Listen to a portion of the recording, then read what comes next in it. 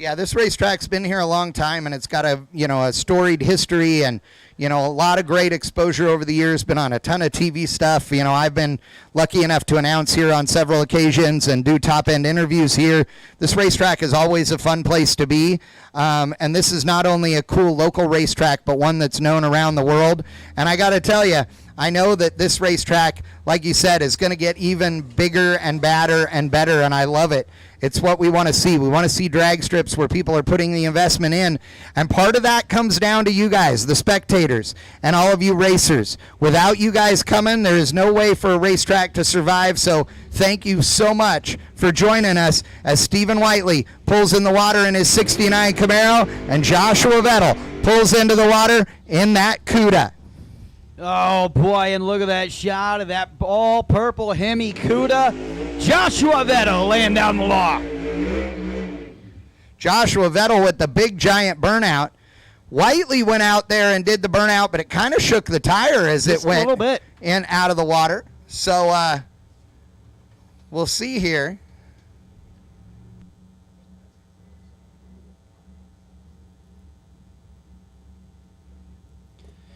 So Stephen Whiteley out of Grand Junction, Colorado. Go ahead. Hey, ladies and gentlemen, if you're in the grandstands, you see one of our security ladies walking by with a whole armful of T-shirts, tossing T-shirts up to some of you fans, giving them away to some of the kids. Big kudos to the staff for helping us out with that, making sure you guys have some cool Midwest Drag Racing Series apparel. And remember, event T-shirts are on sale and a bunch of other fun apparel here at the racetrack, so enjoy. Absolutely. So Stephen Whiteley, the 30-year-old, going up against the 35-year-old Joshua Vettel out of Phillips, Nebraska. The Sunrise Racing crew coming to every Midwest event this year, they tell me. And Stephen Whiteley, of course, a stalwart. He thinks he has a championship shot this year. He really fancies his chances here at the Midwest Drag Racing Series. As he creeps forward to the line, quarter of the way staged up, waiting for Whiteley to break the pre-stage beams. Oh! Vettel double bulbs him. Here we go. As we see the flyby, Whiteley just leaves him in the dust, pulls the chutes, 368, and that's a heck of a run from Stephen Whiteley. 047 on the tree for Whiteley, runs 368.9, 204 mile an hour, 941 to 60 foot. But look over there in the right lane. Josh Vettel, 065 on the tree, not far behind. 961 at 60, puts him a little bit back there. But that car shook the tires hard, starting at about the 70-foot mark and shook him to about 150 feet. Now, Vettel short-shifted the thing to try and get it to stop shaking the tires, and it was having none of it. Vettel and the crew throwing a bunch at it, but honestly, not quite enough. The truth of the matter is, tire shake that like that 90% of the time comes from not enough power, not too much. So, Vettel getting put on the trailer, Whiteley moving around number 2. Here we go. Say hello to the guy whose name you know. It's Keith Haney on the left-hand side. On the right-hand side, out of Iberia, Missouri, it's Chris Giuliano. Giuliano is your number 10 qualifier. His previous best, a 3.8-second pass. Haney has been finding his way into the sixes for the last 2 weeks. You're looking at a qualifying time tonight of a 3:68 and a 9. On the starting line, a combined total of 1,918 cubic inches on the starting line. Both cars powered by 959 cubic inch engines. One Rare Morrison in the right lane. The left, Pat Musey Racing engines for Haney. Both of these nitrous combos are absolutely killer. Now, Haney has been quick, there's no doubt, as he was the number 3 qualifier with a 368.6 at 202. But Giuliano went 3.809 seconds at only 189 miles an hour, as that car only made it to about 600 feet before he lifted off the throttle. If Giuliano can put a run together all the way down the racetrack, Haney may have his hands full. You see Beamer there? Guiding her husband just a little bit more, gives him the tap. Oh, and look at this, Giuliano double bulbs Haney. I got to tell you, if there's no rule against it, I'd let him have it. I would. A little bit of gamesmanship here as we see the green lights it up. Haney seems to be up ahead and across the line. He'll take it 371. Giuliano ran a 3806. That's about as fast as he's run all weekend. But Haney leaves him in the dust by 0.2 of a second. Look at the short numbers. That was decided at the 60-foot. Yeah, 083 on the tree to a 198 had Giuliano way behind by more than 1/10 of a second at the hit. Haney's car up on the wheelie bar, driving out there on two wheels for a long time. Giuliano right there in that 67 Mustang as well. Honestly, Giuliano was a little quicker than I would have thought to the 330 based on that 60-foot, but to the stripe, Haney owns it 371.3, 201. And so Keith Haney, one-time champion of the ProMod, but he hasn't returned to the championship circle since 2016.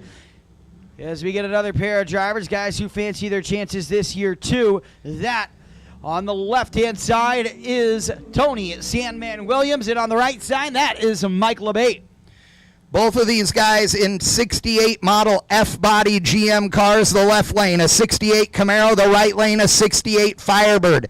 Now, I'm a Camaro guy to the core. I am telling you 68 and 9 Camaros are my favorite. But with that said, I think the 68 Pontiac body is one of the prettiest, sexiest, most badass ProMod bodies on the planet. And I like Mike. Mike qualified number 5 with a 372.3 to Tony Williams 375.0.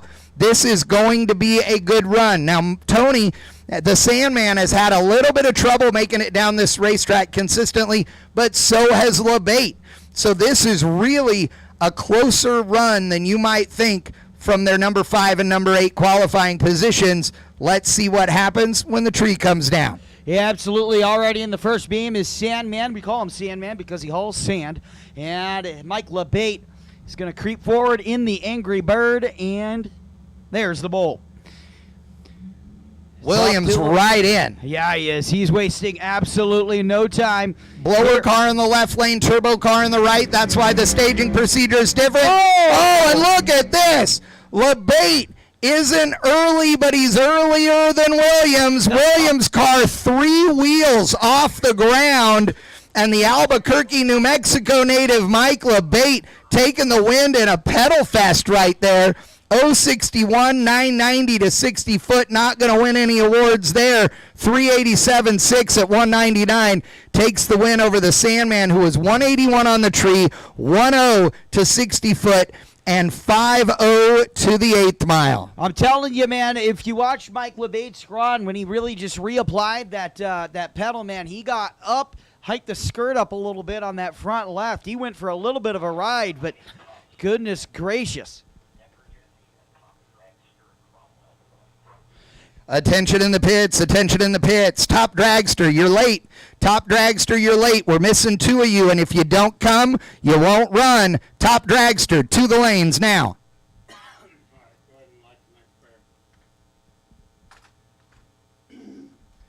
Coming up next, we've got a cool pair. In the right lane, we've got Aaron Wells out of Oklahoma City. He's a local in what I think is the prettiest 67 Mustang ProMod I've ever seen, going up against Brian Lewis in the 41 Willys. They call that car grumpy because it is. It has a tendency to throw a little fit out on the racetrack every once in a while. But Brian Lewis doesn't do it because it's easy. He does it because it's fun, and he's had a lot of fun in Grumpy, qualifying him number 7 with a 375 and a 374 in successive passes. Yeah, and these two are arguably the closest on the racetrack with regards to qualifying. Both of them running a 374. Lewis with a 8 and Aaron Wells with a 1. So Aaron Wells on paper 0.007 of a second better in qualifying, but will that matter here? We're going to need to see good reaction times by both cars, and both cars are going to have to go A to B and see who makes it to the finish line first. I see what you did there. As it is time to bump into the beams. Brian Lewis, owner of B&C Trailers. And one of the nicest guys you will meet in the pits. Hails from Wagner, Oklahoma. I'd like to thank Bill Lewis as well. Aaron Wells, the proud father of a family of motorsports drivers. He's got 2 juniors. And again, is your 2019 champion. So let's take a look. Lewis has turned to bump, and he goes right on in. Here we go. Oh, Aaron Wells shakes the tires hard, and there you go. Brian Lewis with your upset. The number 7 goes over the number 6. Brian Lewis takes it with a 380 and a 5 pass. 047 on the tree to 074 for Wells, but that's where Wells' trouble started. That car hopped completely off the ground. And meanwhile, Lewis went 957 to 60, had his own trouble as the car went to the right. He goes out there, blips the throttle, stands it up on the wheelie bar, and runs a 380 with a 5. That's important because that run, if it had been clean, would probably have been quicker than his qualifying run as he goes 195.77 miles an hour out there. That Wells Motorsports team is not going to be happy about that performance right there. But Brian Lewis making it down the racetrack to take a win here in round number 1. And so, as it looks right now, Stephen Whiteley will face Brian Lewis in the second round of eliminations. John Stouffer coming up over there in the right lane in awesome CUDA. And Ed Thornton over here in the left lane in that awesome Camaro. Now, I got to say, Ed Thornton, I've been around him racing for a long time. He's from Chino, California. That's in Southern California.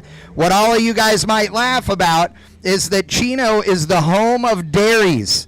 It is a dairy town. There are tons of dairy cows in Chino, California, and yet it is right there in the heart of Southern California. So Thornton is the out-of-towner. And he is ready to throw down for sure. Loves the Midwest Drag Racing Series. Got Shane T tuning that thing. But in the right lane, Scotty Palmer is the tuner of John Stouffer's Missouri-based 71 CUDA. And that team doesn't know how to go without having a good time. So they are your number 9 qualifier. Ed Thornton, number 4. Turbo car versus blower car. This one's going to be fun to watch. Pat Musey Racing Engines, stop sportsmen to the lanes, please. Pat Musey Racing Engines, stop sportsmen to the lanes, please. So as you mentioned, Shane T tunes this wonderful Ed Thornton machine, the 1970 Camaro, owned by Darrell Hubbard. And if you know one thing about Shane T, Shane Tecklenburg, he loves mile per hour. Look at Ed Thornton to lay down the law when it comes to top speed here over John Stouffer. But the name of the game isn't who's going faster across the line, it's who gets there first. Absolutely. Quick is what matters. Fast is just cool. And so this brand new car this year of Ed Thornton's will gently ease its way on up to the beams. It goes, there you go. These two teams have raced each other a lot of respect here. From one lane to the other as Stouffer lights the top bulb. Thornton pre-stages as well. Here we go, 3/4 away, staged up. Here comes the launch. Double green bulbs, and oh boy, this is going to be right to the wire. 372 for Ed Thornton. Nose ahead in about 1/10 of a second. The 217 miles per hour might be the high mile per hour of the meet. That is right there for top speed. I think it's about a mile an hour or a little under off, but 068 on the tree for Ed Thornton. He did leave just slightly ahead of John Stouffer, who had a 081. Stouffer was quicker to 60 feet with a 954. The truth of the matter is they were together right there. Top speed of the meet is 2:17.28, which is also what Thornton just ran. They ran identical top speeds right there. That is awesome. Now Stouffer with a great run, only 196 miles an hour, got to the finish line, like you said, just over a 10th, almost a 10th and a half behind Ed Thornton, who's going on to round number 2. And that's what, we said top speed doesn't matter, but that is what it'll do for you. Is it will close that gap when it gets a chance. It is Old Title on the right-hand side. Werderhausen in that beautiful 69 Camaro over there in the right lane. Joe Oplosky and the Joe O crew tuning that car. That thing is bad to the bone. This is the old Tim Slavin's car. You can see that it has Slavin's name on the window still. A beautiful car. I mean, literally, this is a stunningly beautiful car to see up close and in person. But Goolsby has got this unbelievably just rad and awesome and tough-looking 57 Chevrolet Bel Air. Everybody likes a 57 Bel Air. I know you in the stands like a 57 Bel Air, and nothing better than a 57 Bel Air that also happens to be a ProMod. I'm telling you that right now. So you take a camera change over to Mark Tito Werderhausen. That 69 Camaro is really reaching into its cojones, into its junk drawer, and finds a lot of speed over the offseason. Yeah, Werderhausen is a turbo car, so that thing's going to run big mile an hour. What you're going to see is Goolsby is going to leave the starting line and should have a quicker 60-foot if everything is going right. But honestly, somewhere around half track is when these two should be even if everything went just ideal for both. But we'll have to see what happens. I got to tell you right now, your number 2 qualifier, Werderhausen, that dude is one to watch. Here we go, 3/4 away, stage up and all the way, double greens, and here we go. Up across the finish line, let's take a look. Oh, Tito Werderhausen with a new high mile per hour, 218 miles per hour, and a 369 in a round 1 victory. Round 2 date with Mike LeBate. Goolsby was 055 on the tree, 081 for Werderhausen. By the time they got to the 60-foot, that was all Goolsby right there. 956 to 60 foot. He was definitely out. At the 330, their ETs were identical to almost by a thou off. 2.555 for Goolsby and 2.556 for Werderhausen. Like I said, at the 330 is about where they would try and be even. Well, that's what happened. Werderhausen was behind at the 330 just barely, but by the 8th mile had drove around Goolsby because 218 mile an hour is a lot faster than 194. I'm telling you, man. I was gonna say that's what you get when you get high mile per hour. Is you can close that gap at the top end in a way that you can't in other classes. In the race for quality, there is no finish line. Jerry Bickle Race Cars is a one-stop chassis shop for drag racing performance parts and race components. For over 50 years, Jerry Bickle Race Cars has been an essential part of racers' plans for building world champion race cars. Our parts department is stocked with every part a racer might need. Log on to jerrybickle.com for more information.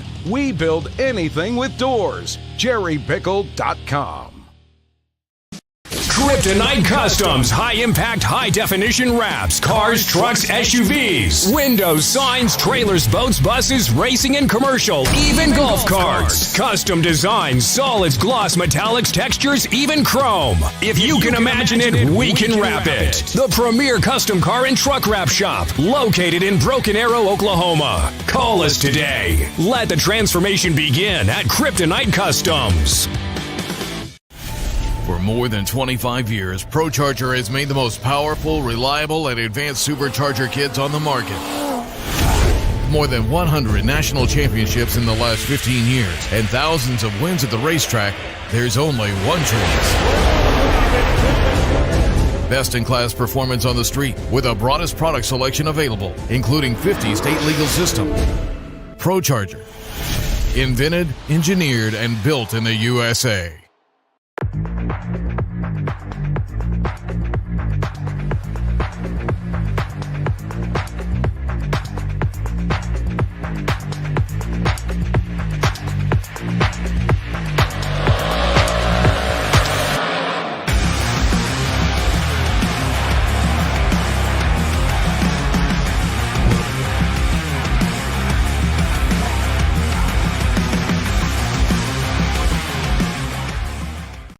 In the Hillman Atomizer, the only purpose-built drag racing injector on the market.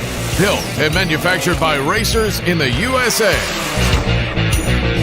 Custom sizing and inlet designs, an all-new website, complete refresh service, and the only rebuildable fuel injector on the market. You get the right injector the first time. See why more champions run our injectors than any other brand at AtomizerFuelComponents.com.